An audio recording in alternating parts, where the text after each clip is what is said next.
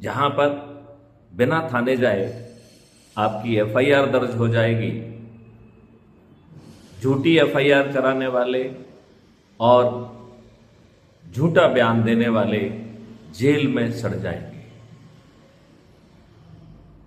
15 दिन में उन अकाट साक्ष्यों को संग्रहित किया जा सकेगा जो आज हमारी पुलिस सोचने की भी स्थिति में नहीं है। 30 दिन के अधिकतम समय में आपको न्याय मिलेगा, जजमेंट नहीं न्याय मिलेगा, और वो भी बिना कोर्ट कचहरी के चक्कर लगाए। लिहाजा वीडियो बेस्ड डिस्ट्रीब्यूटेड ट्रायल होगा, जहां पर उचित लोगों को ट्रेनिंग देकर जज के रूप में इम्पैनल किया जाएगा। लिहाजा जजेस की संख्या